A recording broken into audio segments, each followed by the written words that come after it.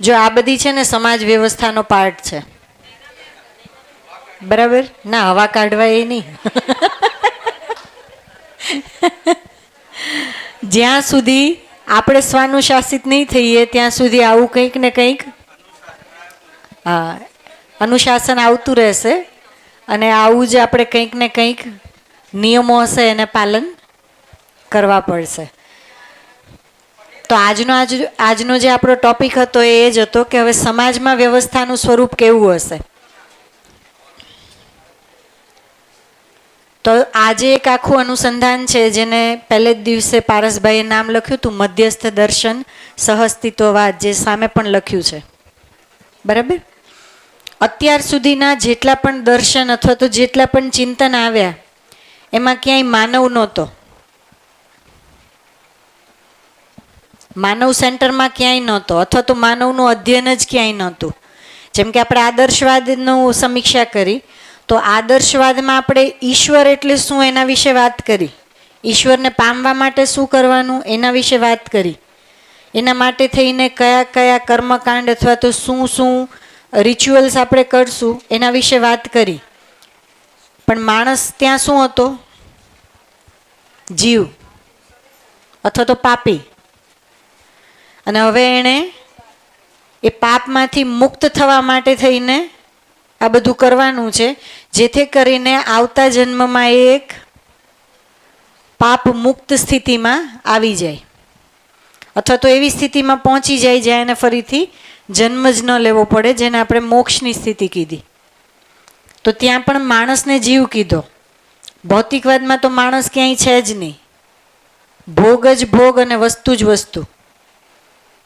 જ્યારે આ જે આખું ચિંતન છે એ માનવ કેન્દ્રિત ચિંતન છે, અસ્તિત્વ મૂલક માનવ કેન્દ્રિત ચિંતન, જેમાં માણસ કેન્દ્રમાં છે, બરાબર? એવી જ રીતે આ આપણે સમીક્ષા કરીએ છીએ કે બાકીની જે પણ અત્યાર સુધીની જે વિધાઓ છે એનાથી આ કેવી રીતે અલગ પડે છે એના વિશે વાત કરીએ છીએ. તો અધ્યાત્મવાદ અને ભૌતિકવાદમાં માણસને કેન્દ્રમાં રાખીને કોઈ વાત કરવામાં આવી હોય એવું કંઈ આપણને મળતું નથી. જ્યારે આ જે દર્શન છે એમાં માણસને કેન્દ્રમાં રાખીને વાત કરવામાં આવે છે, કારણ કે અલ્ટિમેટલી આ આખી પૃથ્વી ઉપર જેટલી પણ વ્યવસ્થા છે અથવા તો જેટલી પણ આ વૈભવ છે એ દરેકને સમજી અને જીવવાવાળો માણસ જ છે. બાકી પ્રકૃતિનું કોઈ એકમ એવું નથી કે જે આને સમજી અને એની સાથે જીવી શકશે. એટલા માટે થઈને માનવનો સ્ટડી કરવો જરૂરી છે. એવી જ રીતે સમાજ વ્યવસ્થા અથવા તો આપણે જેને અખંડ સમાજ સાર્વભૌમ વ્યવસ્થા અથવા તો વસુધૈવ કુટુંબકમ કહેશું, એની જે ચાહના માણસમાં પહેલેથી બનેલી છે, એના માટે થઈને એની સૌથી નાનામાં નાની જે યુનિટ કહેવાય એ પરિવાર છે. એ પણ આપણને અહીંયા મધ્યસ્થ દર્શનમાં એક પ્રસ્તાવનાના રૂપમાં આપ્યું છે કે એક પરિવાર જે છે એ વ્યવસ્થાની મૂળ ઇકાઈ હશે અને જેનું અલ્ટિમેટ સ્વરૂપ વિશ્વ પરિવાર સુધી પહોંચશે. તો જેમ કાલે વાત કરી હતી કે ભાઈ 10 વ્યક્તિઓના પરિવાર 10 વ્યક્તિઓથીનો જે સમૂહ છે એ એક પરિવાર. આમાં 10માં પ્લસ માઇનસ હોય જ શકે. આ તો એક જે કલ્પના છે એના માટેનું, અથવા તો જે પ્રસ્તાવ આપણી સામે છે, તો આવો એક પરિવાર જ્યાં 3 પેઢી સાથે રહે છે, બરાબર?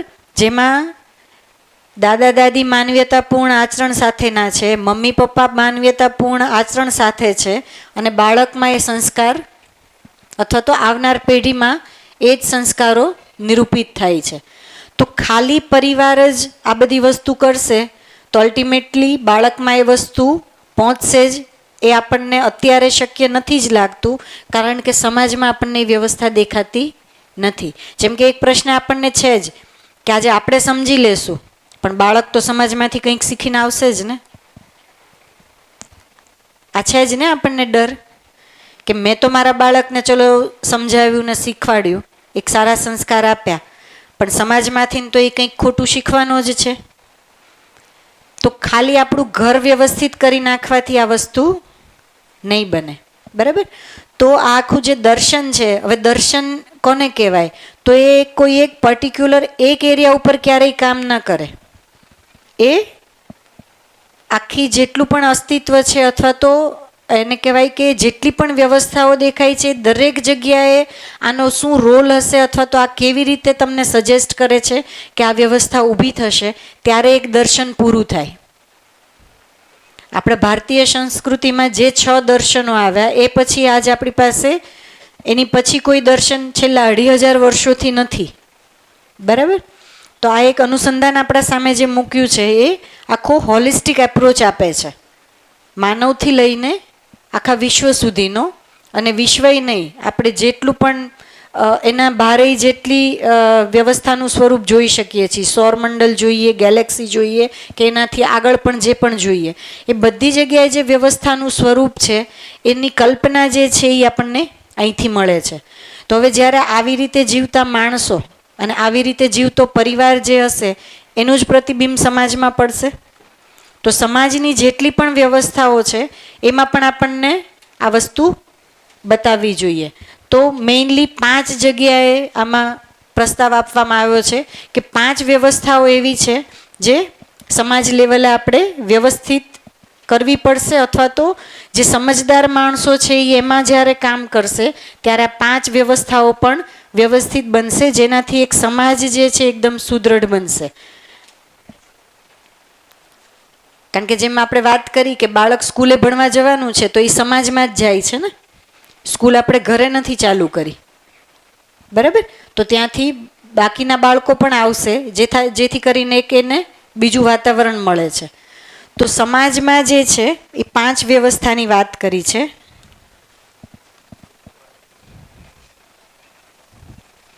એક છે એને કીધું છે શિક્ષા સંસ્કાર.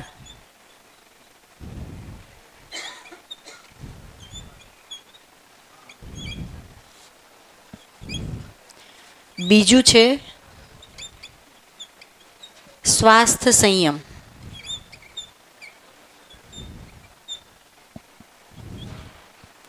ત્રીજું છે ન્યાય સુરક્ષા. ચોથું છે ઉત્પાદન કાર્ય. અને 5મું છે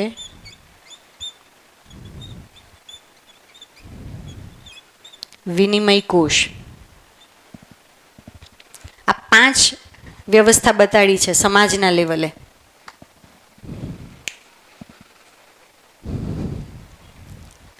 સમાજને જ્યારે જોઈએ છીએ એમાં આખો સમાજ જે છે એ લગભગ આ 5 જ વ્યવસ્થાની અંદર બધી જ વસ્તુ ઇન્ક્લુડ થઈ જશે. એના સિવાય કોઈ વસ્તુ આપણને ધ્યાનમાં જાય છે કે આના સિવાય કોઈ એક એંગલ છૂટે છે? સમાજનો કોઈ એંગલ છૂટતો હોય એવું લાગે છે આપણને?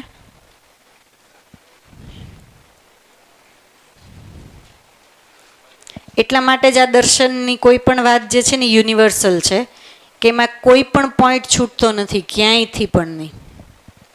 એ માણસના લેવલે હોય, પરિવારના લેવલે હોય, સમાજના લેવલે હોય. હજી આમાં વિચારો કે કોઈ એવો પક્ષ સમાજનો ક્યાંય છૂટતો હોય તો પછી આ 5 વ્યવસ્થા શું છે એના વિશે આપણે વાત કરીએ થોડીક.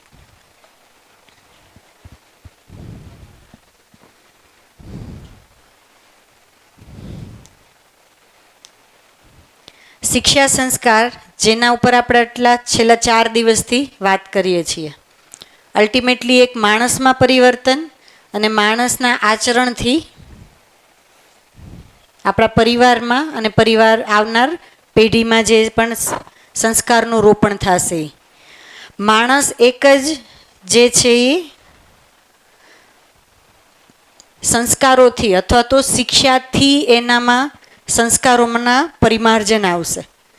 પરિમાર્જન એટલે આપણે જેને ક્વોલિટેટિવ શિફ્ટ કહીએ છીએ, એનામાં ક્વોલિટેટિવ શિફ્ટ જે આવશે એને જ શિક્ષા સંસ્કાર કીધું છે, અથવા થ્રુ એજ્યુકેશન જ એનામાં આપણે એનું બીજારોપણ કરી શકશું.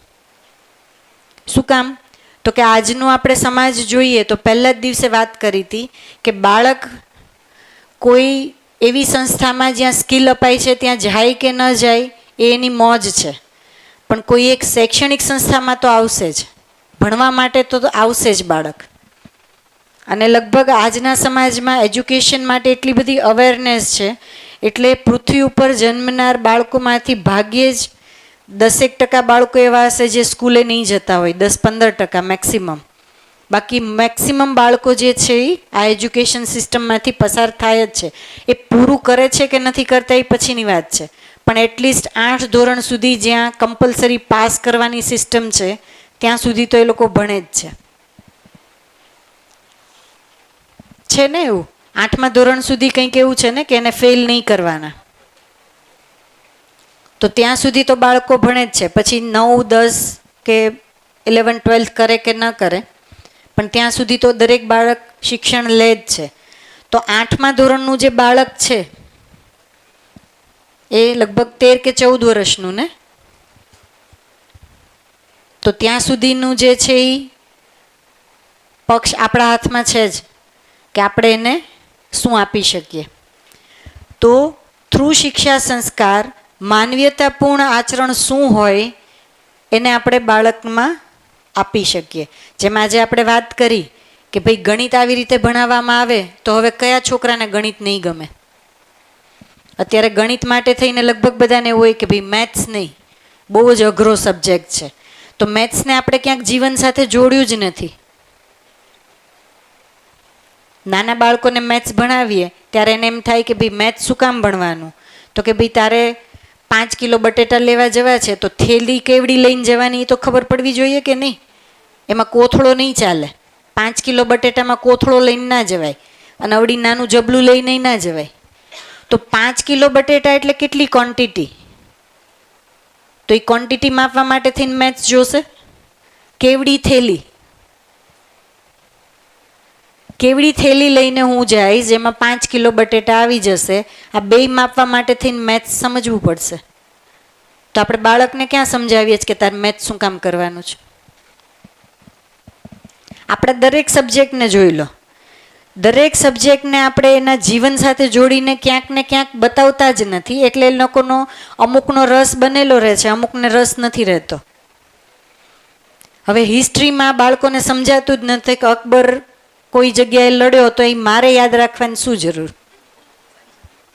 એ લડ્યો ને એમાં કેટલા માણસો મરી ગયા એની પાછી મારે સાલે યાદ રાખવાની.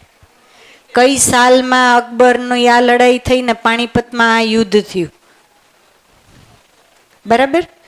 તો આપણું કન્ટેન્ટ એ આપણે ક્યાંક બદલવાની જરૂર નથી લાગતી. યુદ્ધના આટલા બધા ઇતિહાસ આપણે ભણાવીએ છીએ, અને હવે અત્યારે આપણે એમ કહીએ છીએ કે યુદ્ધ તો ન જ થવું જોઈએ, તો ઇતિહાસ શું કામ ભણાવીએ છીએ? તો આપણું એઝ અ હિસ્ટ્રી ટીચર ધ્યાન જાય કે બાળકોને સમીક્ષા કરાવીએ છીએ કે માણસના ઇવોલ્યુશનમાં કોઈક એક સમય એવો આવ્યો કે એણે પોતાને જાતને સાબિત કરવા માટે યુદ્ધો કર્યા. યુદ્ધો કરીને એને ધ્યાન આવ્યું કે આ કરવા લાયક ચીજ નથી, અથવા તો કરીને જે પણ આપણી અંદરની જે એક પેલી બને છે શું કહેવાય ભાવના, એ એટલી બધી ખરાબ છે, પીડાદાયક છે કે આ વસ્તુ કરવા લાયક નથી. આજના સમયમાં જે રશિયા અને યુક્રેનમાં થાય છે, મોટાભાગનો વર્ગ એવો છે જે એની અગેન્સ્ટ છે કે આ યુદ્ધ ન થવું જોઈએ. બીજા વિશ્વયુદ્ધ પછી ઘણા બધા દેશોએ નક્કી કર્યું કે યુદ્ધ અમે કરશું નહીં, બરાબર? તો આ પણ માનવજાતિ ધીમે ધીમે જ વિકસિત થઈને. તો આપણે યુદ્ધો ભણાવીએ, પણ સાથે સાથે એઝ અ ટીચર કંઈક એવું પણ વિચારીએ કે હિસ્ટ્રી કેવી હોવી જોઈએ. માનવનો ઇતિહાસ ભણાવી જ શકીએ ને, અમુક અંશે ભણાવીએ પણ છીએ, પણ માણસમાં કેવી રીતે વૈચારિક ક્રાંતિ આવી, આપણે પછી એ ક્રાંતિ કયા ઓલામાં લઈએ છીએ? ફરીથી ભૌતિક ક્રાંતિના ઓલામાં જ એને જોડી દઈએ છીએ. પણ પહેલાંનો માણસ આટલું બધું લોજિક નહોતો ચલાવી શકતો. આજની પેઢી ત્યાંથી અહીંયા સુધી પહોંચી છે કે એ લોકો આટલું લોજિક ચલાવી શકે છે. તો માણસમાં પણ કંઈક વિકસ્યું ને, એનો ઇતિહાસ ભણાવીએ. સોમભૈયા એક સરસ ઉદાહરણ આપતા હોય છે કે પૈડાની શોધ જે છે એ તો ક્યારે થઈ હતી? પૈડાની શોધ ત્યારે થઈ ગઈ હતી, અને આપણે જેને શું કહેવાય સામાન ભરવાના બોક્સ કહીએ છીએ અત્યારે તો સરસ સૂટકેસ થઈ ગઈ, એની શોધ પણ થઈ ગઈ હતી, લોખંડની શોધ થઈ એટલે.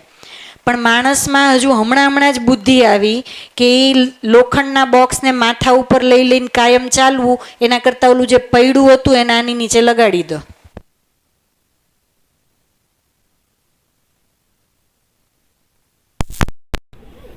તો માણસને બુદ્ધિ ક્યારે આવી? હજુ હમણાં થોડા સમય પહેલા જ આવી છે કે ભાઈ એ પૈડું આની નીચે લગાડી દો એટલે એટલો બધો સામાન ઉંચકવો ના પડે. બરાબર? તો આ એક આખી જે ક્રાંતિ છે આ બધી આપણે હિસ્ટ્રી ના ભણાવી શકીએ? માણસે કેવી રીતે કાપડની શોધ કરી હશે, કે આ કાપડ કેવી રીતે બન્યું, ભણાવીએ જ છીએ, પણ એની એટલી બધી ડિટેલમાં નથી ભણાવતા કે દરેક બાળકને ત્યાં સુધી શું કહેવાય આપણે બતાડી શકીએ. જેમ કે કાલે વાત કરતા હતા તો ભાઈએ મને એમ કીધું, તમે વાત કરીને તો મારા રૂવાડા બેઠા થઈ ગયા કે પૃથ્વીએ કેવો મોટો શ્રમ કર્યો આપણા માટે થઈ. અમે ચર્ચા કરતા હતા કે આ જે માણસનું જે બ્રેઇન છે એ પ્રાણાવસ્થાની સૌથી વિકસિત ઇકાઈ કહેવાય. પ્રાણાવસ્થાનું સૌથી ડેવલપ જે સ્ટેટ છે એ બ્રેઇન છે. બ્રેઇનમાં એ તાકાત છે કે એવી વસ્તુ જે ચૈતન્ય છે અથવા તો જીવન છે એના સંકેતોને સાંભળીને એ બોડી પાસે કામ કરાવે છે. તો પ્રાણાવસ્થા જ છે ને, આપણું બ્રેઇન એ પ્રાણાવસ્થા જ છે, એનાથી અલગ કાંઈ નથી. એમાં બધી ફિઝિયોકેમિકલ જ વસ્તુઓ છે ને, અને ન્યુરોન્સ છે જેનાથી એ જે સૂચના છે એની લેવડ દેવડ થાય છે. તો પ્રાણાવસ્થાની જ એક એકમ છે, યુનિટ છે, શ્વાસોશ્વાસથી સંકળાયેલું છે. બરાબર?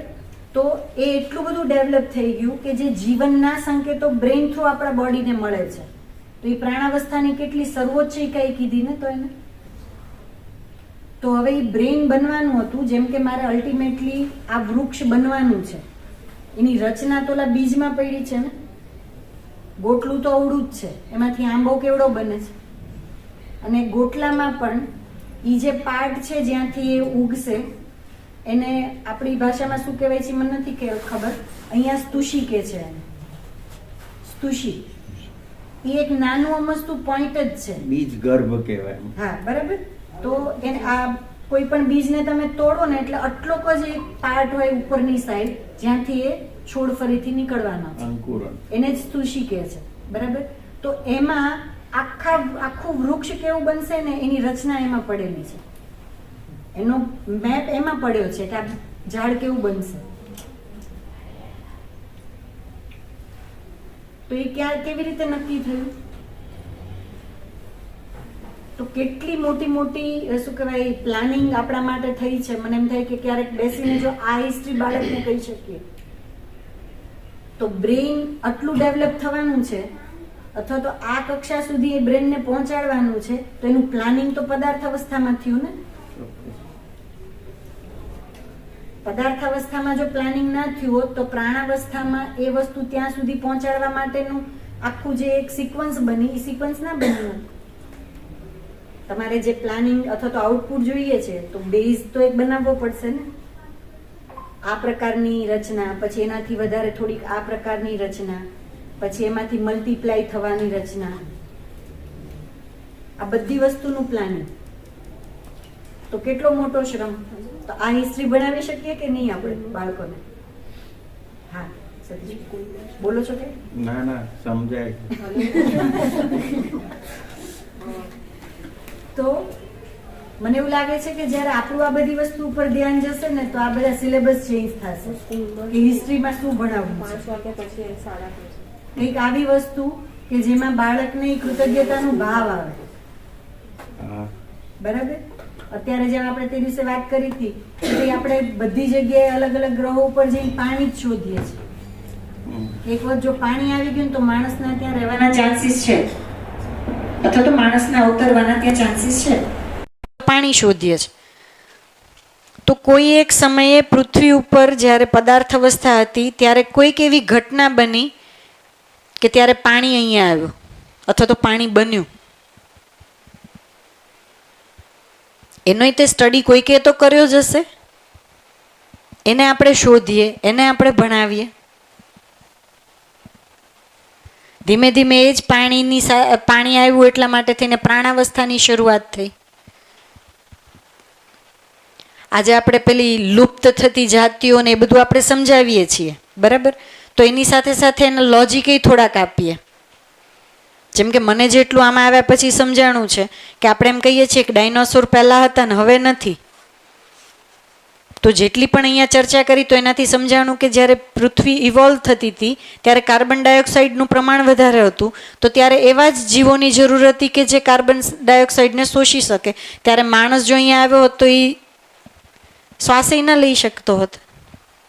તો ત્યારે એ જે છે એની જરૂરિયાત હતી એટલે એ હતા.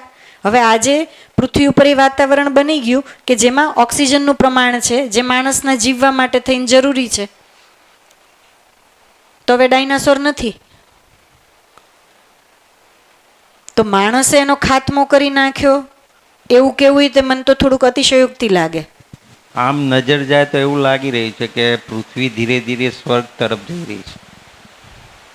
મનુષ્ય ધીરે ધીરે સ્વર્ગ તરફ જઈ રહ્યો છે.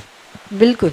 ભલે અત્યારે ના લાગતો ખુશ, હા, પણ ખુશીની ચાહનામાં ખુશી મેળવશે 100%. બિલકુલ. એવો મને આત્મવિશ્વાસ હવે બેસે છે આ ઉદાહરણ પછી. આમાં એક સૂત્ર છે, અસ્તિત્વ સ્થિર છે, જાગૃતિ નિશ્ચિત છે. હું પ્રયત્ન કરું કે ના કરું, અસ્તિત્વ સ્થિર છે, જાગૃતિ નિશ્ચિત પેલા છે. લોટા જેવું થશે, પેલો વીડી આવશે પાણી આપણે જવું ના, એટલે જાગૃતિ નિશ્ચિત છે એ અર્થમાં કે આજે હું પ્રયત્ન કરીશ તો મારા માટે થઈને મારું કામ બહુ જલ્દી પતી જશે, બરાબર? હા, પછી પાછળ બધા કરી લેશે, પછી જોયું જશે, આપણા માટે થઈ જ જશે ને. એ રીતે જો આપણે બેઠા રહેશું તો આપણે હજી થોડાક વધારે દુઃખી થઈને પછી ત્યાં પહોંચશું. આજ મને પીડા થઈ કે ના ના હવે મારે આમાંથી બહાર નીકળવું છે અને બને એટલું જલ્દી નીકળવું છે, તો હું પ્રયત્ન ચાલુ કરી દઈશ. બાકી બધાના કરશે, બાકી બધાના પ્રયત્નોથી એક શું કહેવાય, એક વાતાવરણ તો બનશે જ તે, તો અલ્ટિમેટલી આવશે જ તે. ત્યારે મારે પ્રયત્ન શરૂ કરવા પડશે. બસ એટલું જ છે. અને આમેય આપણે સમાજમાં જોઈએ ને તો 3 પ્રકારની કેટેગરી દેખાય. એક જે છે એ ફોલો કરવાવાળો વર્ગ, જેને ખાલી ફોલો જ કરવાનું છે, એને બહુ કંઈ ખાસ વિચારવાનું કે એવું કંઈ નથી. એક વર્ગ જે છે એ વિચારે છે, એ ઓલા વર્ગથી થોડોક ઓછો છે જે વિચારે છે. અને ત્રીજો છે વર્ગ જે સમજે છે, સમજવા ઉપર કામ કરે છે. એ વર્ગ સૌથી નાનો છે. હા, તો એ જે વર્ગ જે છે, આમે તે અત્યારના આપણે સમાજને જોઈએ ને તો બહુ થોડાક વ્યક્તિઓ છે જે આખી દુનિયા ચલાવે છે. એ તો વસ્તુ આપણને ખબર જ છે, પણ એ પૈસાના જોરે ચલાવે છે. એમની પોતાની જે એક પેલી સંપત્તિ છે એના જોરે એ આખા દુનિયાને ચલાવે છે. આપણે એમ કહીએ છીએ કે એ જ થોડા વ્યક્તિઓનો જે વર્ગ છે એ જો સમજદાર થઈ ગયો, અથવા તો એ સમજદાર વ્યક્તિઓ જે હશે એ જ પછી આખી દુનિયાને ચલાવતા હશે. કારણ કે ફોલો કરવાવાળા એ જ વ્યક્તિઓ હશે કે ભાઈ જોયું જશે, બીજા બધા કરી લે પછી હું નિરાતે જોઈશ. તો એ વર્ગ બહુ મોટો છે. એટલે આપણે એમ ઈચ્છતા હોઈએ કે ભાઈ એ બધુંય સુધરી જાય પછી હું ચાલુ કરું. તો આપણે કઈ કેટેગરીમાં આવીએ છીએ આપણે નક્કી કરી લેવાનું કે મારે સમજદારમાં જવું છે, વિચારવાળા વર્ગમાં જવું છે, કે ઓલા ઘેંટાવાળા વર્ગમાં જવું છે. આપણી પાસે કલ્પનાશીલતા તો છે જ ને. તો હવે કયા ઓલામાં જવું એ આપણે નક્કી કરી લેવાનું. તો એટલા માટે જ્યારે સમાજની વ્યવસ્થા કીધી છે ત્યારે સમાજને પણ વાતાવરણ જ એવું બનાવીએ, જેમ કે આપણે અત્યારે કહીએ છીએ કે ભાઈ આપણે તો બરાબર સમજાવી દીધું, આપણે બાળકને શીખવાડ્યું કે બેટા ક્યારેય ભ્રષ્ટાચાર કરવો નહીં, પણ જેવો એ જોબ કરવા જશે તો એને એ કરવું જ પડે છે. તો સમાજમાં એ વ્યવસ્થા નથી, એટલે માણસને ગમે કે ન ગમે અમુક વસ્તુ એને કરવી પડે છે. તો સમાજમાં પણ આપણા પરિવાર ઉપર ને આ વ્યક્તિઓ ઉપર જ્યારે કામ ચાલુ થાય છે તો સમાજમાં પણ એ વ્યવસ્થાઓ ઊભી થાય કે જે એને સતત એ બાજુ પુષ્ટ કરે કે ભ્રષ્ટાચાર બરાબર નથી જ, અને આ જે સિસ્ટમ છે એમાં ભ્રષ્ટાચાર ચાલતો નથી. એ પ્રકારનો સમાજ પણ આપણે સાથે સાથે ઊભો કરવો પડશે, જેથી કરીને આવનાર જે બાળક છે એને એ જ પ્રકારનું વાતાવરણ મળે. બરાબર? તો એવી જ રીતે સ્વાસ્થ્ય સંયમ. જનરલી આપણો જે ડર છે, અથવા તો આપણે જે પણ અત્યારે પૈસા કમાવીએ છીએ ને આ 2 વસ્તુ માટે જ છે. એક શિક્ષા માટે ને એક સ્વાસ્થ્ય માટે. આ બે જ જગ્યાએ આપણને સૌથી મોટી બીક છે કે કેટલા પૈસા જોશે ની ખબર નથી. અચાનક હોસ્પિટલમાં જવાનું થયું તો ખર્ચો કેટલો થઈ જશે એ ઇન્સિક્યોરિટી છે. એટલા માટે જ આપણે પૈસા કમાવીએ છીએ. અને બીજું એજ્યુકેશન માટે. ઘણા બધા દેશોમાં આ બે જ વસ્તુ ફ્રી છે. જુઓ તો એકચ્યુઅલી શિક્ષા અને સ્વાસ્થ્ય જે છે એ ફ્રી હોવી જોઈએ. તો વ્યક્તિની જે પૈસા પાછળની દોડ છે એ ઘણી બધી ઓછી થઈ જાય. આપણા અત્યારના રૂટીનમાં તમે જોઈ લો રસોડાનો ખર્ચ કેટલો છે અને આ જે ઇન્સિક્યોરિટી છે એના માટેની જે પણ સિક્યોરિટી આપણે બનાવી છે એના પ્રીમિયમ ભરવા માટે થઈને કેટલા પૈસા જાય છે ને. રસોડાનો ખર્ચ એવડો મોટો છે જ નહીં. તો ઇન્સ્યોરન્સ છે, પોલિસી છે, ભવિષ્યના શું કહેવાય કંઈ લોન લીધી છે એના માટેના જે ઇન્સ્ટોલમેન્ટ્સ છે. તો આ બે જગ્યાએ જો આપણે સિક્યોર થઈ ગયા તો વધારે પડતી આપણી પૈસા પાછળની દોડ છે જ નહીં. બરાબર. આપણને વિશ્રામ તો જોઈએ જ છે. વિશ્રામની કામના આપણે કાયમ કરી છે ને. બધાને વિશ્રામ જોઈએ છે પણ વિશ્રામને લગાડ્યો ક્યાં? વિશ્રામ ક્યાં આપણે લગાડ્યો છે? ના, અત્યારે આપણે જેમ કે શરીર અને જીવન કહીએ તો વિશ્રામ કેવું ગાદલું જેમાં એટલી સરસ ઊંઘ આવે. બરાબર. શરીરને એટલો બધો રેસ્ટ. આપણે ખુરશીમાં બેસી જવાનું, Alexa on the AC, on the fan, on the TV. Alexa બેઠી બેઠી કામ કર્યા કરે અને બધા જ પ્રયત્નો આપણે જોઈ લઈએ. એટલે એ જોવાનું છે કે આ વિશ્રામની જરૂર કોને હતી? શરીરને હતી. વિશ્રામ તો જોઈએ જ છે. આપણે અહીંયા કહીએ છીએ વિશ્રામ જોઈએ જ. તો પહેલાં એક વખત એ ક્લિયર કરીએ કે વિશ્રામ કોને જોઈએ છે? તો વિશ્રામ શરીરમાં જોઈએ, જીવનમાં જોઈએ છે. કઈ રીતનો વિશ્રામ? તો કે મન અને વૃત્તિ વચ્ચે જે કોન્ફ્લિક્ટ છે એ કોન્ફ્લિક્ટ રિઝોલ્વ થાય એને વિશ્રામ કીધો છે. ચિત્ત અને વૃત્તિ વચ્ચે જે કોન્ફ્લિક્ટ છે એ કોન્ફ્લિક્ટ પૂરો થાય એને કીધો છે વિશ્રામ, જેને આપણે સુખ, શાંતિ, સંતોષ અને આનંદની સ્થિતિ કીધી હતી. તો એ બે વચ્ચે જે કોન્ફ્લિક્ટ છે એને જ શ્રમ કીધો અને એને જ બે વચ્ચે જે રિઝોલ્વ થયું એને જ તે વિશ્રામ કીધો. એ વિશ્રામની સ્થિતિ પામવાની હતી. આપણે વિશ્રામને જોડી દીધો શરીર સાથે. એટલે જેટલો વિશ્રામ એટલા જ રોગ. શરીર એકચ્યુઅલી પ્રાણાવસ્થાની ઇકાઈ છે, પ્રાણાવસ્થાનું યુનિટ છે. બરાબર. તો મેક્સિમમ શ્રમથી એ સ્વસ્થ રહેશે. અત્યારે આપણે શ્રમ કોને ગણી લીધો? જીમમાં જઈને દોડવાને. ઓલા એક મશીન ઉપર દોડો દોડો દોડો પણ ક્યાંય ન પહોંચો. ચાલ્યા જ કરો. એમાં 8 કિલોમીટર ચાલી લીધું પણ હોય તો ત્યાં જ તમે હે બારે ચાલવા જઈએ તો કદાચ સારી હવાઈ મળે, થોડીક કંઈક પશુ પક્ષી નહીં જોઈ શકીએ, 4 માણસો નહીં જોઈ શકીએ. તો આ બધું ખરાબ છે એવું નથી કહેતા, પણ એક વાત ધ્યાન આપીએ કે શરીરને જેટલો શ્રમ આપશું એટલું એ સ્વસ્થ રહેશે. આપણે બાળકોને ક્યાં શીખવાડી શકીએ એ વસ્તુ? તું રહેવા દે, કચરા પોતા ઓલા બેન આવીને કરી નાખશે. આજે ઘરમાં બાળક ફ્રી છે, વેકેશન છે, ના તું રહેવા દે, એ તો ઓલા બેન આવીને કામ કરશે.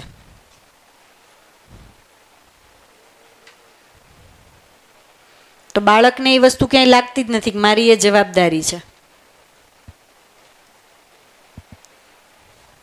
કારણ કે દરેકને શ્રમને આપણે એટલું બધું નીચેનું સ્તરનું જ ગણ્યું છે ને. શ્રમ કરવું એટલે બહુ ખરાબ પેલી કહેવાય છે એ માનસિકતા. શ્રમ કરવો ખરાબ છે. એટલે તો આપણે ખેડૂત જે છે એ એના બાળકોને એમ કે ભાઈ તું ખેતી ના કરતો, વ્યવસ્થિત ભણી લે અને જોબ કર, કારણ કે મજદૂરી કરવી એ ખરાબ વસ્તુ છે. તો જોઈ લઈએ ને ફરીથી કે જેટલું આપણે સ્વાસ્થ્ય ઉપર ધ્યાન આપશું, એટલે કે શરીરના શ્રમ ઉપર આપણે ધ્યાન આપશું, એવી વ્યવસ્થાઓ તૈયાર કરશું કે વ્યક્તિઓને હોસ્પિટલ સુધી જવું જ ના પડે. આપણે જો અત્યારના 400 વર્ષ 500 વર્ષ જૂના મંદિરો સાંભળ્યા, 500 વર્ષ જૂની હોસ્પિટલ ક્યાંય છે એવું સાંભળ્યું?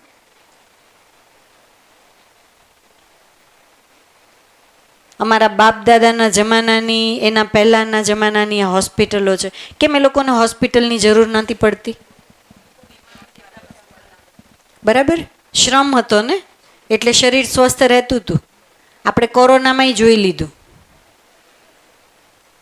કડિયા કામ કરતા જે પણ લોકો હતા એને લગભગ કોરોનાની વેક્સિન નહીં લીધી હોય, એ સ્વસ્થ છે ને એના બાળકોય સ્વસ્થ છે. આપણે બૂસ્ટર ડોઝ લઈ આવ્યા. કર્યું ને? તો આપણે એક વાત ફરીથી વિચારવાની જરૂર છે કે શરીરને કેવી રીતે આપણે શ્રમ બાજુ ડાયવર્ટ કરી શકીએ, જેથી કરીને શરીરમાં કોઈ જાતના પ્રોબ્લેમ્સ જ ના થાય. જેમ કે હું ફાર્મસીમાં લાઇબ્રેરિયન હતી, તો ઘણી વખત હું અમારા જે બધા પ્રોફેસર્સ હોય એમની જોડે વાતે કરતી હોઉં. આપણને કેવી ટેવ છે કે શરીરમાં થોડું કઈ રીતે તાવ આવ્યો ને, જલ્દી ફટાફટ પેરાસિટામોલ. શરીરનું ટેમ્પરેચર વધ્યું એટલે પેરાસિટામોલ આપી દો, અથવા તો હવે તો ડોલો એ કંઈક છે ને, બરાબર. હવે મેં એ લોકોને પૂછ્યું કે આ તાવ આવે એટલે શું, એનું રીઝન શું હોય? તો એ એક મિકેનિઝમ છે. આપણા બોડીમાં એ તાકાત છે કે એનામાં કંઈ પણ રોગ આવ્યો તો પહેલાં તો એ જ લડી લેશે. એ જ્યાં લડી નહીં શકે એ વસ્તુ આપણી માટે થઈને આવે છે કે હવે એને ક્યોર કરો, બરાબર. તો ટેમ્પરેચર એટલે બહારથી કોઈ વાયરસનું અટેક થયો, એનાથી શરીરે લડવા માટે થઈને પોતાનું ટેમ્પરેચર એટલા માટે વધાર્યું કે એ જે વાયરસનો એટેક થયો એને નિષ્ક્રિય કરવા માટે, કે એ થોડાક નિષ્ક્રિય રહે ત્યાં સુધીમાં શરીર એટલું સક્ષમ થઈ જાય કે એ વાયરસ સામે લડી શકે. ટેમ્પરેચર એટલા માટે શરીરે વધાર્યું કે એ જે વાયરસનો જે એટેક થયો એ વાયરસ થોડોક સમય માટે થઈને નિષ્ક્રિય થઈ જાય, જેથી કરીને બોડી એનું મિકેનિઝમ તૈયાર કરી લે કે એ વાયરસ સામે એ લડી શકે. આપણે જેવું ટેમ્પરેચર વધ્યું, એક ટીકડી ટચક કરતી અંદર નોર્મલ કરો ફટાફટ ટેમ્પરેચરને, એટલે ઓલું શરીર બિચારું એનું મિકેનિઝમ કરતું હતું, આપણે એનું વીખી નાખ્યું. એટલે હવે જ્યાં સુધી દર વખતે એ વાયરસનો એટેક થશે તો એ દવા લેવી જ પડશે. હું સામાન્ય તાવની જ વાત કરું છું. હા, કોઈ ક્રિટિકલ એવી સિચ્યુએશન છે, ચોક્કસ આપણે દવા લેવી જ પડશે. પણ સામાન્ય થાકથી છે કે સામાન્ય જે આ શું કહેવાય, બે ઋતુઓ બદલાઈને જે આપણને કંઈક શરીરનો તોડ થતો હોય ને એ છે, એની હું વાત કરું છું. એમાં તમે જોજો, એક દિવસનો રેસ્ટ ઇનફ છે. એક દિવસ ખાધા પીધા વગર ખાલી સૂતા જ રહેવાનું, બીજે દિવસે તમે રેડી હોય.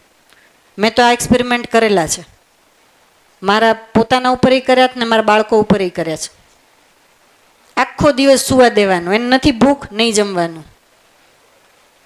ઉઠીને પાણીની તરસ લાગે, પાણી પીને સૂઈ જવાનું. આપણને એમ થયું હાય હાય આ બિચારું ખાશે નહીં તો કેમનું ઊભું થઈ શકશે. ના ના બેટા, થોડીક રાબ ખાઈ લે, થોડુંક મગનું પાણી પી લે, સફરજન થોડુંક ખાઈ લે, કંઈક જ્યુસ તું પી લે. પણ ના, ખાલી સુવા દો. એ મિકેનિઝમ એનું શરીરમાં છે જ, એની મેળે રિપેર થશે. મેં તો મારા બાળક ઉપર આ એક્સપેરિમેન્ટ કરેલું છે. તાવ આવે એટલે એને એક દિવસ સ્કૂલે નહીં જવાનું, ક્યાંય નહીં જવાનું, શાંતિથી સૂતા રહેવાનું, જેટલી મોજ પડે એટલું.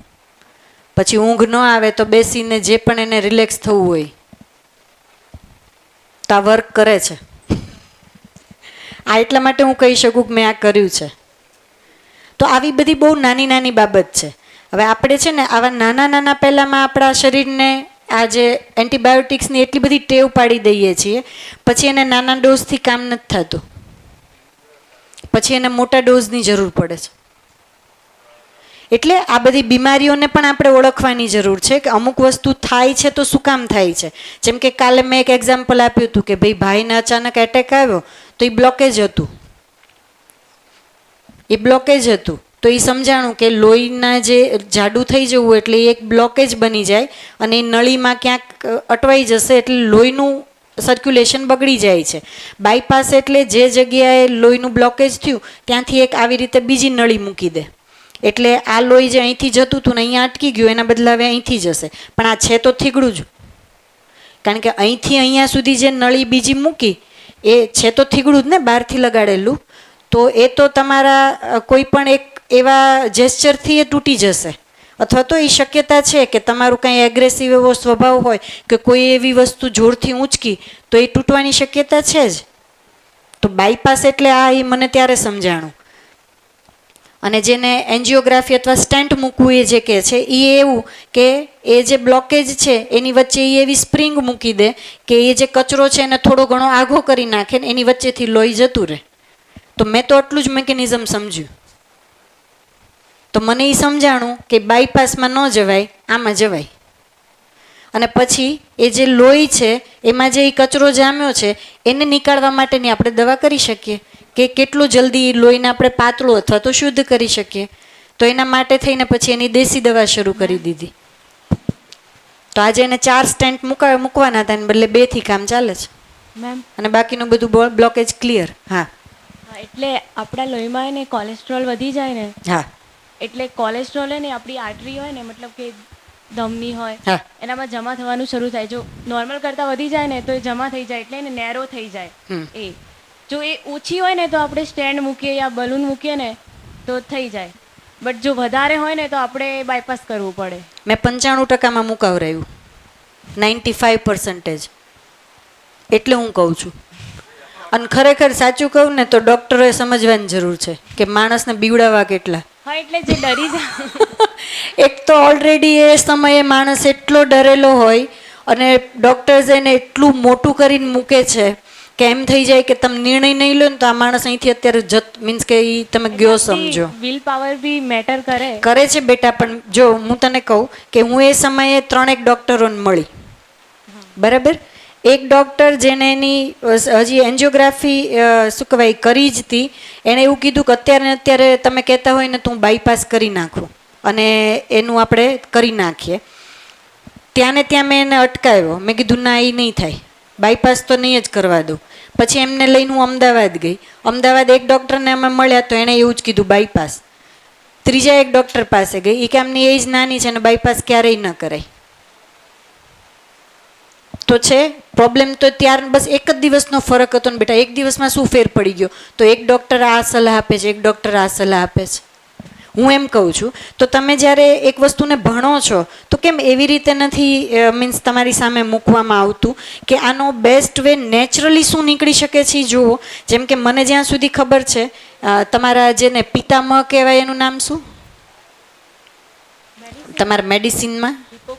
હા, એને જે લખ્યું છે એનો એક કોટ છે કે તમે પેશન્ટને મેડિસિન ખાતા કરો એવું એમનું ક્યારેય એલું નથી. કેવી રીતે એને સમજાવી શકો કે તમે શું કહેવાય ક્યોર થઈ શકો છો? તમારા બોડીમાં એ સિસ્ટમ છે કે મેડિસિન વગર તમે ક્યોર થશો. ડૉક્ટરનું કર્તવ્ય એ છે કે તમે એના બાજુ એનું ધ્યાન દોરો કે તમે મેડિસિન વગર તૈયાર થશો. તું વાંચજે, મેં તો આ શોધેલું હતું. હું ફાર્મસીમાં હતી ને એટલે હું તો કંઈક આવું ક્રાંતિકારી કંઈક ગોત્યા કરતી હોઉં કે ભાઈ આ કંઈક તમે લોકો ખોટું કરો છો. હા સર. હા मैडम, गुड मॉर्निंग જી. मैडम, कल ही आपने सुना होगा शायद जामनगर में लीडिंग कार्डियोलॉजिस्ट डॉक्टर गौरव गांधी જી जिन्होंने 16,000 सर्जरी की थी જી. और उनको अटैक से ही गॉट डाइड. ઓહો. सिमिलरली कुछ साल पहले मैडम जिन्होंने बाला साहेब ठाकरे की सर्जरी की थी, बॉम्बे के renowned cardiologist doctor Neetu Mandke. तो मैडम ये सब कार्डियोलॉजिस्ट वो लोग थे, ठीक है. तो उनका डाइट, खाने पे control, cholesterol value, triglyceride value, जो भी है LDL HDL कोलेस्ट्रॉल रेशो, जी. वो सब कुछ नॉर्मल होगा या they keep trying to control them और मेक देम नॉर्मल. हाँ. बट मैडम ये सब कुछ अभी मैं इस कंक्लूजन पे पहुंचा हूँ જી कि राम राखे यानी कोई ना चाखे. જી. बाकी सब मैनेजमेंट और घी बंद करो, ये बंद करो, नमक, हाँ प्रिकॉशन लेने चाहिए कुछ हद तक, लेकिन ऑल दिस लाइफ और डेथ ये आपके हाथ में नहीं है. બિલકુલ. अभी कल 2 दिन रात से मैं देख रहा हूँ मैडम कि रात को 9:30-10 बजे माहौल इतना ठंडा हो जाता है कि जिसके सामने एसी भी फेल हो जाए. दैट मीन्स व्हाट कि हम इंसान चांद तक तो पहुंच गए, लेकिन कुदरत को, नेचर को हम कंट्रोल में नहीं कर सकते. और जब जब कुदरत को, नेचर को कंट्रोल करने जाएंगे तब बिग फेलियर ही आएगा हमारे हाथ में. होगा भी नहीं भैया. दैट इज अ फैक्ट ये सोचना भी गलत है हमारे कि हम हाँ नेचर के आगे जाएंगे. क्योंकि कहीं पे भी शासन नहीं है. हाँ, तो अभी मैडम ज़्यादा टेंशन लेना नहीं है. बिल्कुल. जब भी जीवन में मुश्किल आएगी तो मैं तो मैडम वो गुजराती में एक वाक्य है, जी. जो बका तकलीफ तो रहवानी. बिल्कुल. तो ये वाक्य मैं याद कर लेता हूँ कि तकलीफ है, एक दिन के लिए है, महीने के लिए है, जी. ठीक है. कोरोना टाइम में तकलीफ 17-18 महीने की थी, हाँ. पर एक वाक्य और है, यह भी बीत जाएगा, दिस ये भी पास हो जाएगा. પણ જો જે લોકોએ કોરોનાને પોઝિટિવલી લીધો છે એ લોકોને બહુ મજા આવી છે. હા. ઈ કે પહેલી વખત આટલું મોટું વેકેશન મળ્યું. हाँ જે લોકો એને પોઝિટિવ લીધું છે એ લોકો માટે થઈને સૌથી બેસ્ટ ટાઈમ હતો આ, હે ને. તો ખાલી આપણે એ જ કહીએ છીએ કે દ્રષ્ટિ કેવી રીતે ફરી શકે, હે ને. અને જે પ્રોફેશનમાં આપણે છીએ એમાં જે માનવીયતા સાથે જોડાયેલું છે એને તો એટલીસ્ટ આપણે પુશ કરીએ. જી.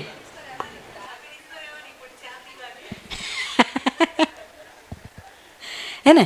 તો હું એવું નથી કહેતી કે બધી જગ્યાએ એટલું બધું ખરાબ અથવા ખોટું જ થાય છે, પણ જે જગ્યાએ જે વસ્તુને આપણે સમજ્યા છીએ તો આપણે એટલીસ્ટ બીજા સુધી પહોંચાડીએ.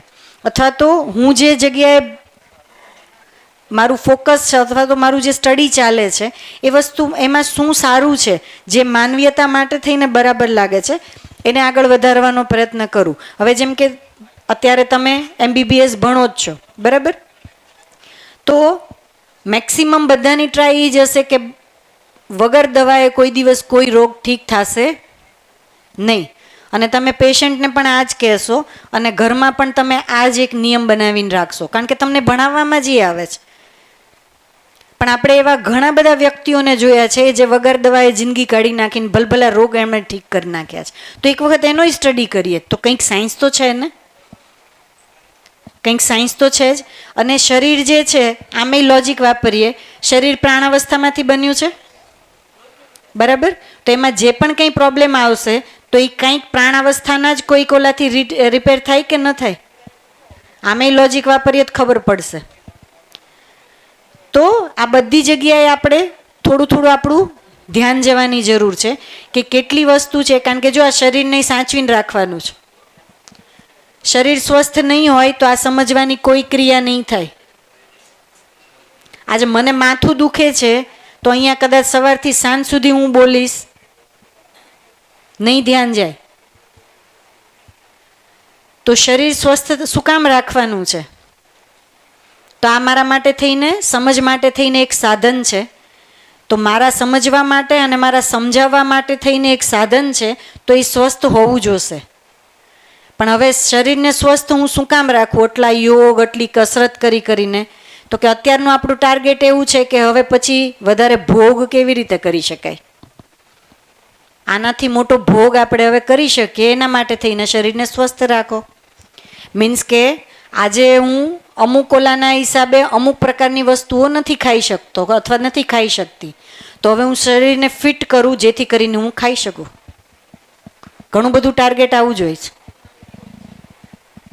બરાબર. તો આ બધી વસ્તુને આપણે જોઈએ કે જ્યાં આપણે સ્વાસ્થ્ય સંયમ ઉપર સમાજમાં કામ કરશું તો એ ક્લેરિટી મારી હશે તો એ ક્લેરિટી આપણે પહોંચાડી શકશું, બાકી નહીં પહોંચાડી શકીએ. ન્યાય સુરક્ષા, શું કર્યું ન્યાય સુરક્ષામાં? આપણે કલમો બનાવી, જે લોકોએ અપરાધ કર્યો છે એને તમે ઘોષિત કરી દો. જેમ કે એ બી સાથે કંઈક અપરાધ કર્યો તો હવે એને તમે દંડ દઈ દો એટલે બી ખુશ. આને આપણે કીધો ન્યાય. બરાબર. હવે એ જે હતો એને આપણે એક તો એને જે પ્રકારનો અપરાધ કર્યો એને લઈને આપણે એને દંડ કર્યો. એટલે પહેલાં તો એનાથી એનો વિરોધ, કારણ કે દંડ તો સ્વીકાર ન જ થાય. પછી આપણે પાછી એવી જગ્યાએ એને મોકલીએ છીએ જ્યાં એવા દંડ કરેલા ઘણા બધા છે, એનાથી વધારે કરેલા છે, અપરાધ કરેલા ઘણા બધા છે. તો એ જ ટ્રેનિંગ સ્કૂલમાં જાય છે. અને ત્યાં એવી કોઈ વ્યક્તિ તો મળવાની જ નથી કે જે એને એવો ઉપદેશ આપે કે બેટા આપણે આ અપરાધ કરીને આવ્યા છે ને તો હવે આપણે એનું પ્રાયશ્ચિત કરીએ છીએ.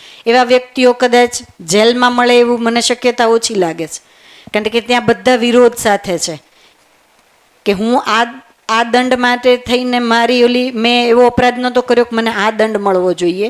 એટલે એ રોષ તો એક એનામાં હોવાનો જ. તો ત્યાં જનાર વ્યક્તિને કોઈ એવી સલાહ આપે કે આ તે અપરાધ કર્યો તો એટલે તને દંડ આપ્યો તો હવે તું પ્રાયશ્ચિત ચાલુ કર, તો એને એક આપણે એવી સ્કૂલમાં ભરતી કરીએ છીએ જ્યાં એની નવી નવી બીજી ટેકનિક્સ શીખે છે. એટલે જે દી સજા પૂરી કરીને બહાર નીકળશે એટલે વધારે મોટો અપરાધ. બરાબર. તો દંડ હોવો જોઈએ કે સુધાર હોવું જોઈએ? તો આ આપણે જોવું પડશે.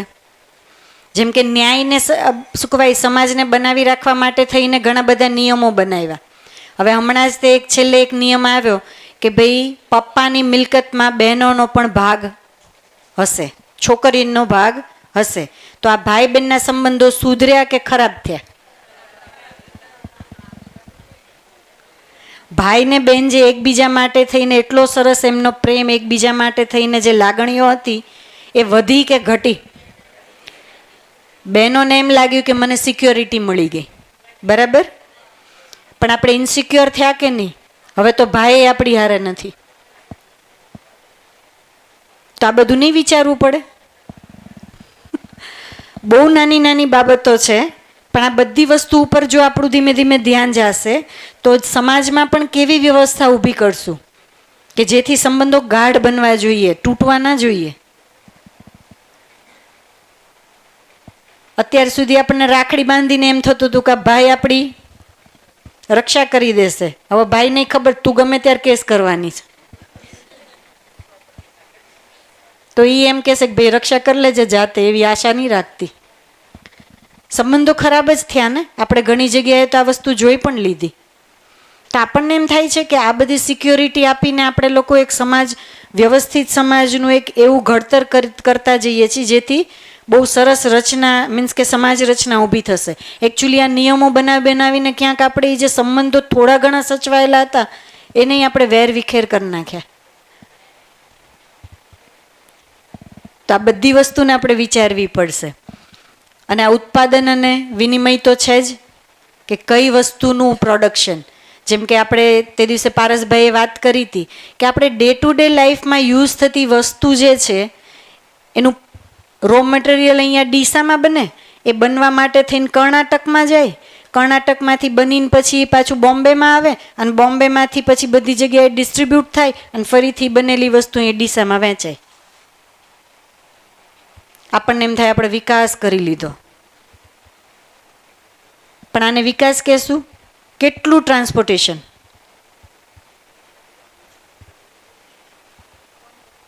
તો લોકલ જે વસ્તુ આપણા પાસેથી આપણે બનાવી શકીએ એમ છીએ, જે વસ્તુનું લોકલ માર્કેટ છે જ એને અવગણીને આપણે આ બાજુ જશું તો આ જે ઉત્પાદન છે એને આપણે ક્યાંક એટલું બધું પેલું કરી નાખ્યું છે, શું કહેવાય, વધારી દીધું છે. જેમ કે એક સર્વે અથવા તો એક રિપોર્ટ એવો પણ આવ્યો હતો કે અમેરિકામાં એવો સ્ટડી કરવામાં આવ્યો કે માણસ વધારેમાં વધારે વસ્તુ ખરીદતો થાય એના માટે થઈને શું કરવું, એને જરૂર છે કે નહીં પેલું જોવાનું, પણ એ વધારેમાં વધારે વસ્તુ ખરીદવો જોઈએ. આવા સ્ટડી કરી અને શું કહે સમાજ ઉપર અપ્લાય કરવામાં આવે છે. હા, ઈરાક ઉપર યુદ્ધ કર્યું ને, હા, ઈરાક ઉપર જે સદામ હુસેન વખતે બુશે, એ વખતે કન્ડિશન ઇકોનોમિકની અમેરિકાની બહુ કથળી ગઈ હતી. ત્યારે એ લોકોએ જ સજેશન આપી એમાંથી ઇકોનોમિસ્ટે કે ભાઈ આપણે આ તરફ જઈએ, વધુ વધુ વસ્તુનું ઉત્પાદન થાય અને વિશ્વમાં વધુ વધુ વપરાશ કેવી રીતે થાય, કન્ઝ્યુમ કેવી રીતે થાય, એના ઉપરની એડવર્ટાઇઝ બનવી જોઈએ, એના ઉપર આ બનવી જોઈએ, તે બનવું જોઈએ. તો એના ઉપરથી જ એક પિક્ચર પણ આવ્યું છે અમારે. મોલનું કલ્ચર એટલે જ આવ્યું છે. ચોક્કસ. તમે જોજો મોલમાં ખરીદી કરવા જશું ને આપણે, તો આપણે નહીં જોતી વસ્તુ જાજી લઈને આવીએ. શું કામ? આમ તો આંખ સામે પડી જ છે. ભવિષ્યમાં આ પણ કામ લાગશે. આ લઈ લઈએ, અત્યારે ઘરેથી મળે લિસ્ટ મસ્ત બનાવીને લઈ ગયા હોય એ 5 વસ્તુ ને લાવે 15 વસ્તુ. આવે જ. તો બરાબર છે. આ બધી વસ્તુ ઉપર આપણું ધ્યાન જવું જોશે ને, કે આપણે એના માટે થઈને કન્ઝ્યુમર છીએ. આપણે બજાર માટે તો આપણે કન્ઝ્યુમર જ છીએ ને આપણને એ ક્યાં માનવ ગણે છે. જેમ કે કોરોના વખતે એક વસ્તુ આપણે એ જોઈ કે મોલ એક તો ખુલતા જ નહોતા, અને જ્યારે ધારો કે મોલ ખુલ્યા તો જે સમયે આપણે લેવા ગયા છીએ આપણે ત્યારે ને ત્યારે પૈસા દઈને આવવાનું છે. એ આપણે એને એમ કહીએ કે ભાઈ હજી આ વખતે પગાર નથી થયો, હમણાં નેક્સ્ટ ટાઈમ 15 દિવસ પછી પગાર થાય પછી હું મોકલાવી દઈશ, ચલાવે છે ઈ. અને આપણી બાજુવાળો લો કરિયાણાની દુકાનવાળા કાકા એ એમ કે કંઈ વાંધો નહીં, આવતા મહિને આપજો. તો આ ક્યાં સંબંધ દેખાણો આપણને?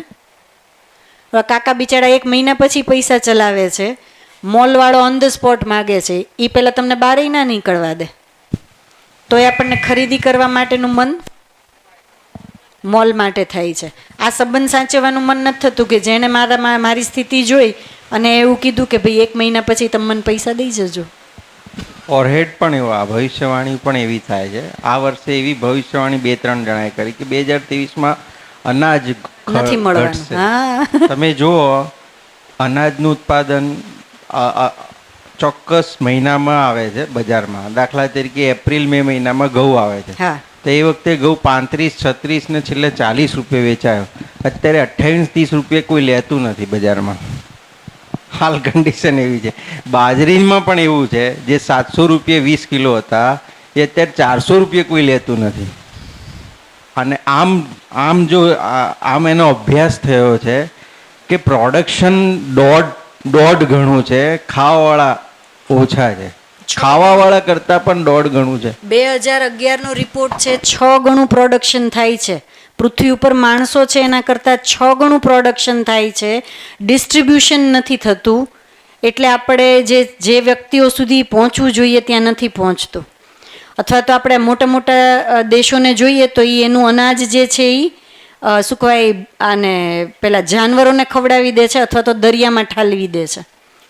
તો પ્રોબ્લેમ ડિસ્ટ્રીબ્યુશનનો છે, પ્રોડક્શનનો નથી. મને સંબંધ જ નથી દેખાતો હોત તો હું ડિસ્ટ્રીબ્યુટ કરત ને.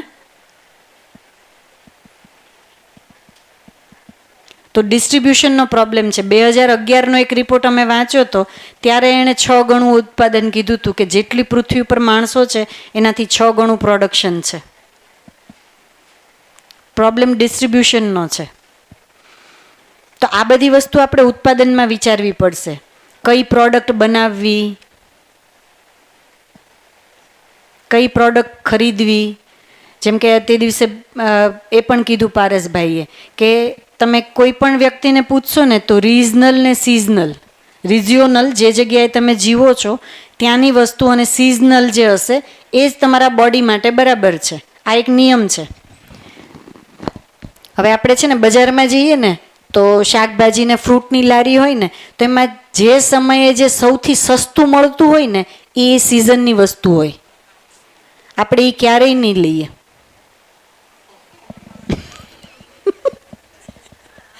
આપણે શું જોઈએ તો કે ઓલું ફ્રૂટ જે છે એ આવ્યું છે જેમાં સૌથી વધારે વિટામિન સી છે. આવા બધા તો પાછા આપણે ઓલા શું કહેવાય જસ્ટિફિકેશન આપણા હોય.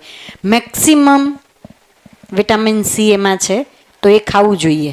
તો આપણું લીંબુ ચૂસી લો, લીંબુ પાણી પી લઈએ. આપણા સંતરા છે, હા, ડ્રેગન ફ્રૂટ, બરાબર. આ ન ખાવું જોઈએ એવો કોઈ તમને શું કહેવાય સલાહ અહીંથી નથી આપતા, પણ જોઈ લો એક વખત. જો આપણે ઈચ્છીએ છીએ કે આપણું સ્વાસ્થ્ય બરાબર રહે તો કઈ વસ્તુ મારે ખાવી જોઈએ. ડોક્ટર પણ એ સજેસ્ટ કરે છે હા, કે તમે ફ્યુઅલ વાપરીને મુંબઈથી ને બીજા દેશોમાંથી લાવો અને એ જ ખાઓ. ખાઓ. જી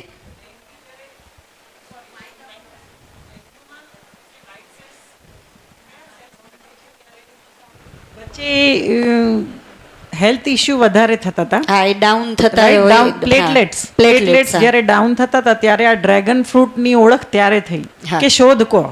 બાકી આપણા ઇન્ડિયામાં ડ્રેગન ફ્રૂટ શું છે એ કોઈને ખબર બી નથી. અને ઘણા પપૈયાના પાનનો રસ હા, પીને બસ બરાબર આ જ થઈ વાત ગયા. છે. પપૈયાના પાનના રસથી જેટલું જલ્દી કાઉન્ટ વધે છે એ કોઈને ખબર જ નથી. ખબર જ નથી. એ પછી એટલે ધીરે આ જ ધીરે બધી આ વસ્તુ વસ્તુનો આવી છે. સ્ટડી થવો જોશે ને. Exactly, આ yes, બધી there- વસ્તુનો આ સ્ટડી એક એનું થવો best જોઈએ. example છે. હા. Yes. ડીસામાં સ્કૂલો બહુ સારી છે છતાંય અમદાવાદ ને જવું પડે. કારણ કે ત્યાં એજ્યુકેશન સારું છે. એવું આપણે એવું વિચારીએ એજ્યુકેશન બહુ સારું છે. સારું શું છે તો કે માર્ક્સ માટે થઈને એટલા બધા લગાવી દેવામાં આવે છે કે આમ બાળક બિચારું મશીન જેવું થઈ જાય. અને રાતે ઉથાડીને બોલો તો તે સવાલનો જવાબ એઝ ઇટ ઇઝ બોલી જાય. એટલે જ તો એ મા બાપ તરીકે આપણે જોવું પડશે કે મારે બાળકને શું બનાવવું છે અથવા તો કેવું બનાવવું છે, કઈ દોડમાં મોકલવું છે. બરાબર. એવી જ રીતે વિનિમય, હું કેવી રીતે ઓછું આપું અને વધારે લઈ લઉં. તમે જોજો, આપણે શું કહે સ્વિગી કરીએ અથવા તો ડોમિનોઝમાં જઈએ, 800 રૂપિયાનો એક પીઝા પકડાવી દે. બરાબર. અને પૈસા દઈને આવી જાય.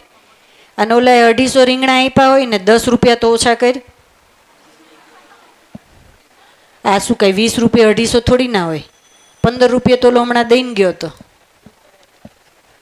કરીએ જ ને. આ મોલમાં જઈએ છીએ, કઈ જગ્યાએ આપણે કાઉન્ટર ઉપર એની યાર રકઝક કરી. કારણ કે ત્યાં આપણે સ્વીકારી લીધું છે કે આ બધું એ લોકોએ બરાબર જ કર્યું છે. પણ ઓલો જે છે બિચારો જે શાકભાજી ઉગાડીને લઈને આવ્યો છે અથવા તો માર્કેટમાંથી ચલો એણે પહેલાંમાંથી લીધું અને અહીંયા વેચવા આવ્યો છે, આપણને એ માણસ ઉપર તો બિલકુલ વિશ્વાસ નથી. એ 30નો 250 ગુવાર તું આપી જ ના શકે, 25નો જ આપવાનો. અને એમાં પાછું કોથમરીના તણખા લઈ જુદા. મરચા હોય 2-3 મરચા, થોડી કોથમીર, થોડોક લીમડો, એ એક્સ્ટ્રા. 5 રૂપિયા પહેલાં તો ઓછા કરાવ્યા અને ઉપરથી આટલું લઈને આવ્યા. તો આપણે આપણી મેન્ટાલિટી જોવાની જરૂર છે કે નહીં? હા. અને ઓલામાં 800 રૂપિયાના પીઝા 800 રૂપિયા દઈ આવ્યા ત્યાં દુઃખી નથી થતા જરાય. કોષ એટલે જે વ્યવહાર માટે નક્કી કરેલું કોઈ ના, આ વિનિમયથી જે પણ ભંડોળ ઊભું થશે, બરાબર, એની છે ને આખી વ્યવસ્થા એમણે 10 સોપાની વ્યવસ્થા એવું નામ આપ્યું છે. ત્યાં મૂડી વાત કે હા, મૂડી એટલે આપણે બેંક જેને કહીએ ને, અત્યારે બેંક એટલે કોષ, કે એવી અમાઉન્ટ જે આપણા રિજિયનમાં નથી થતું અને આપણે બહારથી લાવવું પડશે, જે આપણી જરૂરિયાત પણ છે, તો એના માટે થઈને વપરાશે એવી મૂડી. એવી રીતે તો આખી વ્યવસ્થા પણ એમણે આપેલી છે. તો આ સમાજ વ્યવસ્થા માટે થઈને આપણે જેટલી પણ ચર્ચા કરી, હવે એ સમાજમાં કોક કરશે કે થ્રુ એજ્યુકેશન અને આપણા ઘરમાંથી આપણે શરૂઆત કરશું આ બધી વસ્તુની. માનસિકતાની શરૂઆત અહીંયા જ થશે, આપણા ઘરમાં અને મારામાં, અને થ્રુ શિક્ષા. પછી જ આ બાકીની 4 જગ્યા છે એના ઉપર એનું આઉટપુટ દેખાશે. એવું જ છે કે કંઈક અલગ છે, કંઈક અલગથી માણસો આવશે જે લોકો સ્વાસ્થ્ય સંયમ સમજાવશે.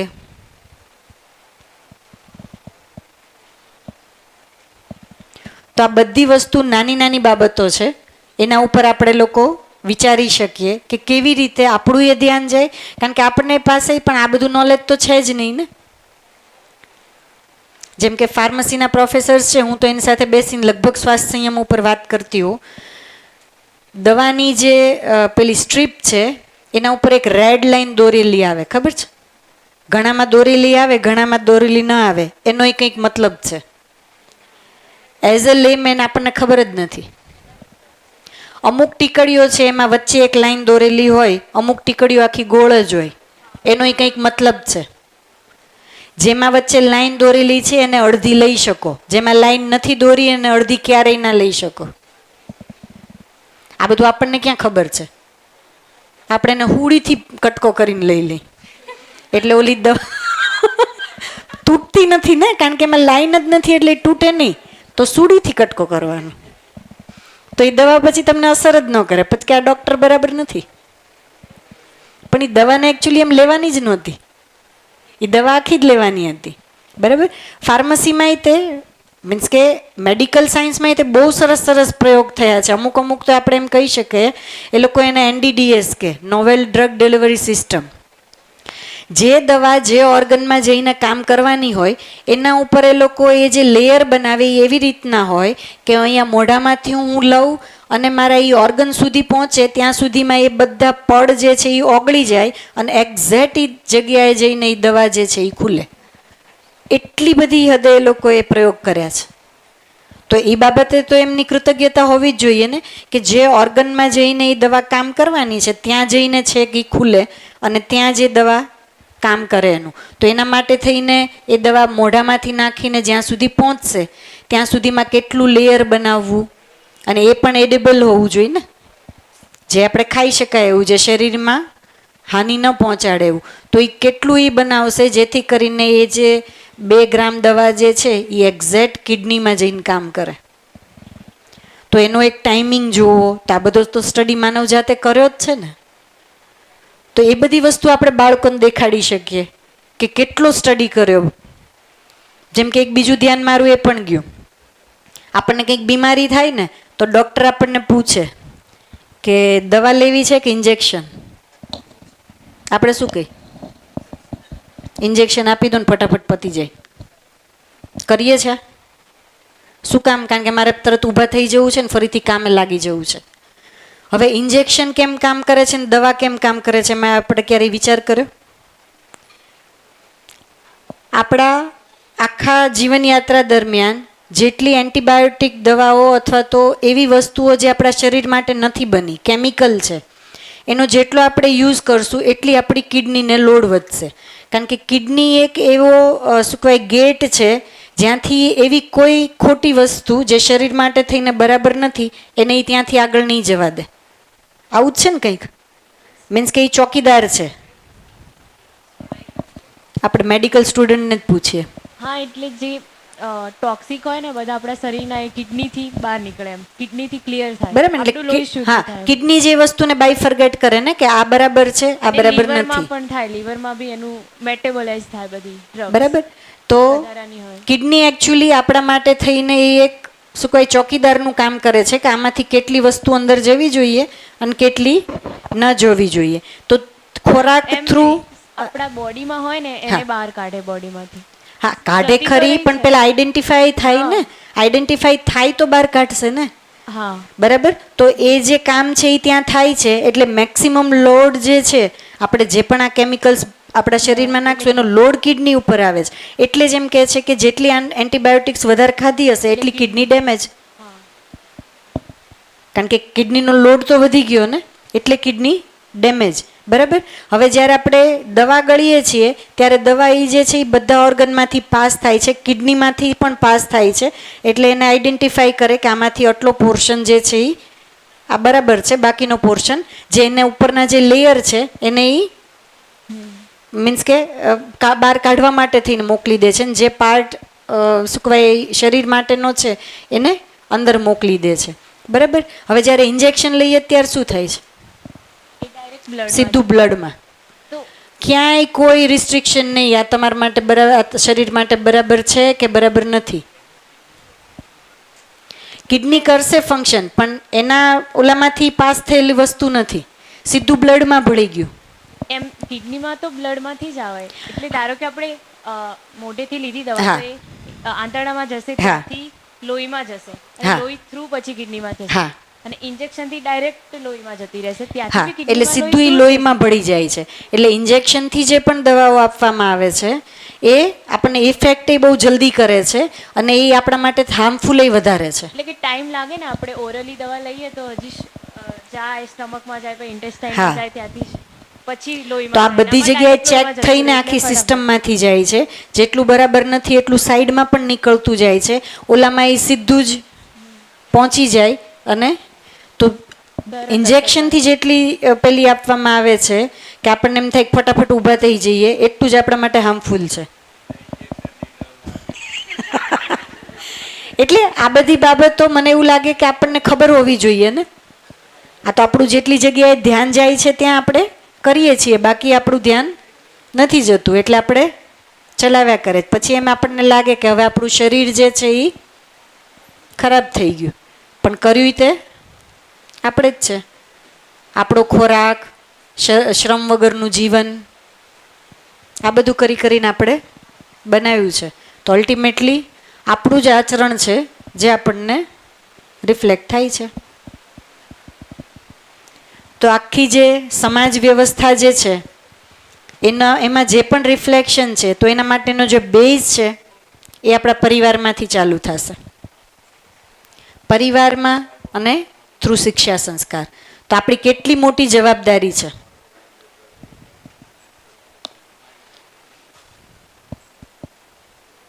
બોલવું જ કંઈ? ઓકે.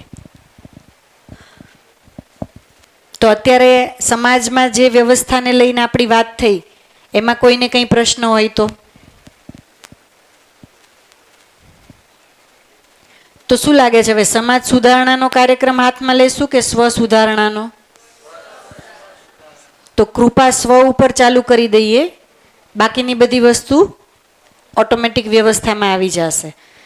તો સ્વ સુધારણાના કાર્યક્રમ માટે થઈને આપણે આપણું મન બનાવીએ, જેથી કરીને આપણે આપણો પરિવાર ને આપણી સાથે જોડાયેલા બીજા પરિવાર એના ઉપર આપણે લોકો કામ કરી શકીએ. સર કેટલો સમય થયો છે?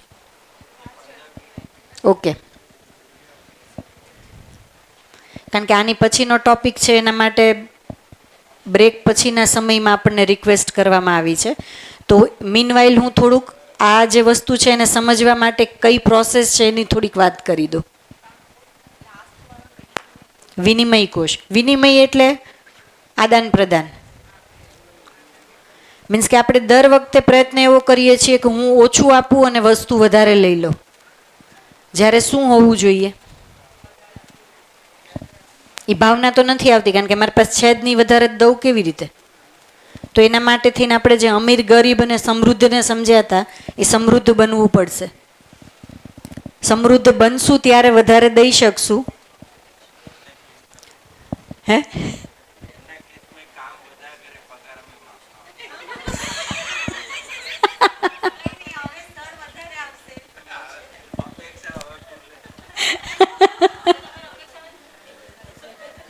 જો એમાં પણ એવું છે સતીશભાઈ, જ્યારે જ્યારે તમે એને છે ને પૈસા સાથે તોલશો ને તો એ કાયમ ઓછા લાગવાના.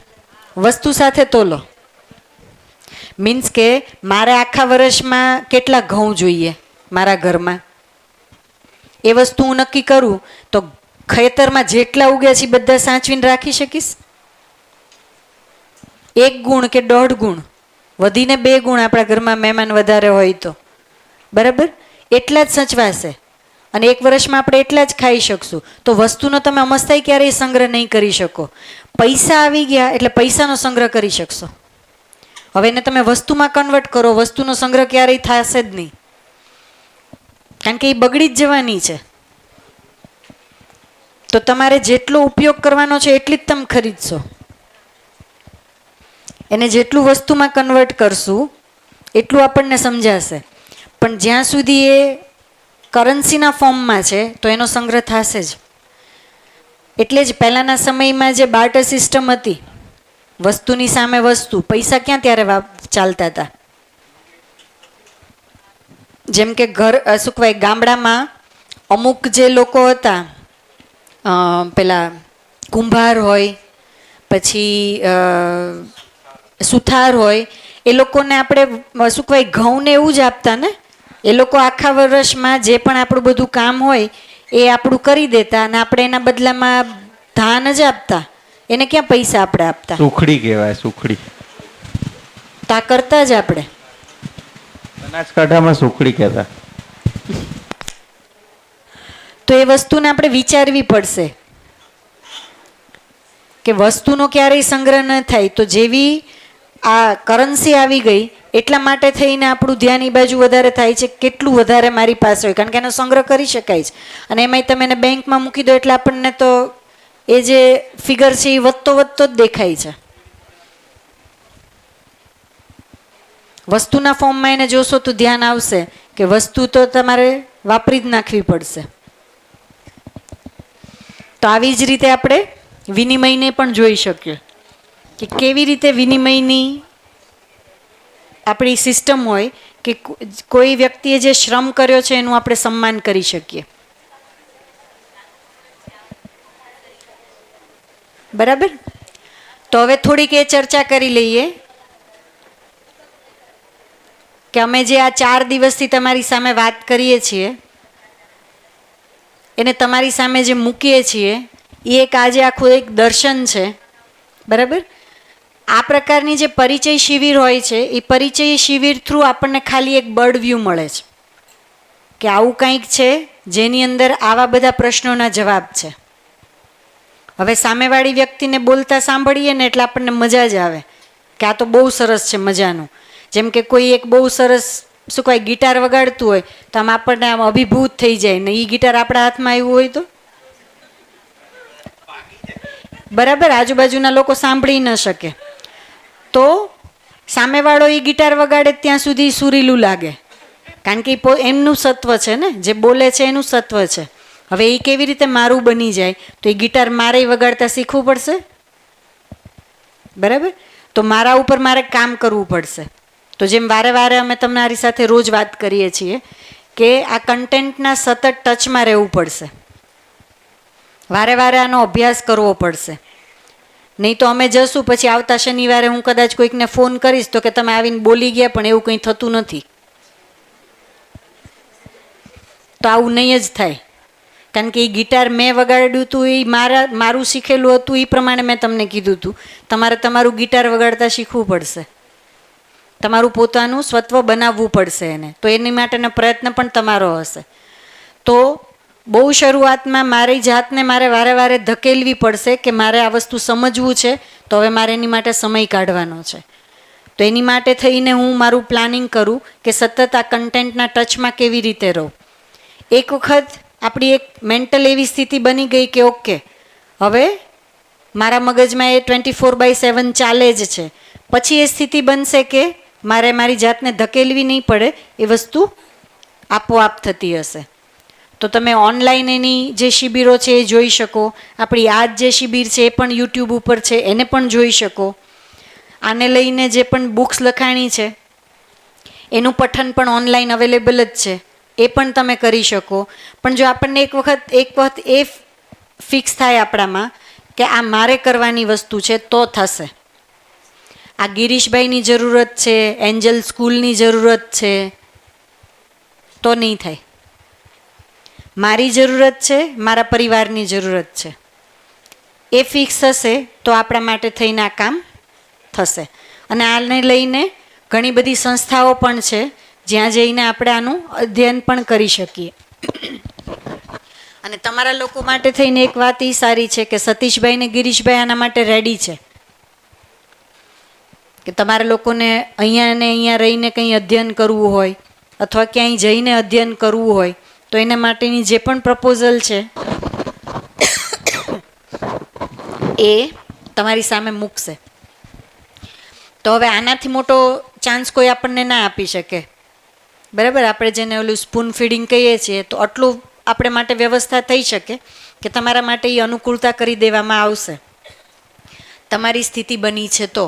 પણ હવે તૈયારી મારી બતાડવાની છે. બરાબર? એક લેડી તરીકે એક વસ્તુ હું થોડીક શેર કરું.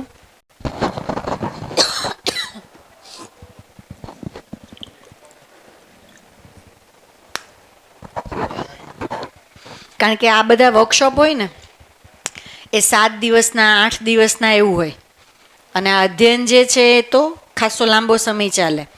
તો અમુક સંસ્થાનોમાં એ 6 મહિના માટે ચાલે છે કે એક વ્યક્તિ છે એ 6 મહિના માટે ત્યાં જતો રહે અને એનું સવારથી સાંજ એનું એક આખું ગ્રુપ જ હોય, એ લોકો અધ્યયન કરે. ક્યાંક કોઈક જગ્યાએ એવી વ્યવસ્થા છે કે 1 મહિના માટે જઈ શકો, એક જગ્યાએ એવી વ્યવસ્થા છે કે તમે આખું વર્ષ માટે જઈ શકો ને ત્યાં જઈને તમે અધ્યયન કરી શકો. તો એક લેડીઝ તરીકે આપણને એમ થાય કે ભાઈ હું તો ના જઈ શકું, 8 દિવસે ન નીકળે, હું જઉં તો ઘર વિખાઈ જાય. બરાબર? તો હું ગઈ છું તો હું એ કહી શકીશ ઘર બહુ વ્યવસ્થિત ચાલે છે, અને આપણે ન હોય ત્યારે કદાચ વધારે વ્યવસ્થિત ચાલે છે. આપણને ભ્રમ છે કે આપણા કારણે વ્યવસ્થિત ચાલે છે. બરાબર? તો એ પણ પ્રયોગ કરી જ શકાય કે ભાઈ પરિવારના જે લોકો છે એના ઉપર વિશ્વાસ કરી જ શકાય, એ લોકો ઘરને સાચવી શકશે અને કરી શકશે. હા, એના માટે થઈને થોડુંક આપણે પ્લાનિંગ કરવું પડશે કે કેવી રીતે થઈને એ લોકોને મેન્ટલી રેડી કરીએ કે ભાઈ આ એક વસ્તુ સમજવાની મારી જરૂરિયાત બની છે, તો એમાં મને તમારો સપોર્ટ જોઈએ છે. બરાબર? તો હું તો એવું કહીશ કે જે લોકો માટે થઈને અનુકૂળતા છે એ લોકો ખરેખર કરજો. અને લેડીઝ માટે થઈને ખાસ એટલા માટે કહીશ કે બાળકો આપણી પાસે વધારે છે, તો બાળકોમાં જે પણ આપણે સંસ્કાર રોપણની જે વાત કરીએ છીએ એ આપણા થ્રુ એના સુધી વધારે પહોંચશે. તો આપણી જે જવાબદારી છે એ થોડીક વધારે છે, ભાઈઓની તો છે જ, પણ આપણી તો મને એવું લાગે વધારે છે, કારણ કે પરિવારના મોટાભાગના સભ્યો આપણી સાથે વધારે જોડાયેલા છે. એ બાળક હોય, મોટા હોય, કોઈ પણ હોય. તો એવી રીતે બધા પોતપોતાની તૈયારીઓ બતાવે એ મને બરાબર લાગે છે. ગિરીશભાઈ,